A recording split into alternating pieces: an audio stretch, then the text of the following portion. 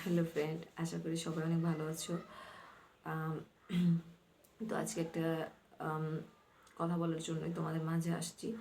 তো ভিডিওটা আশা করি সম্পূর্ণ ভিডিওটা দেখবা, স্কিপ না করে, তাহলে বুঝতে পারবা।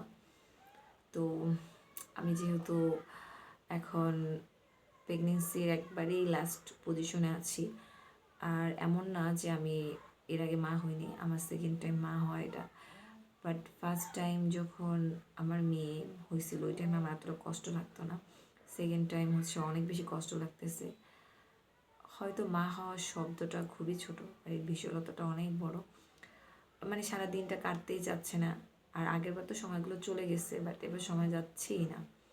আরও শীতকাল, তো কিছুক্ষণ ঘুমাই থাকি, মানে শুই কিন্তু ঘুম আসে না। এই টাইমটা আসলে কেমন, যারা পার করছো তারা কিন্তু সবই জানো। আর এটা আসলে নতুন করে বলার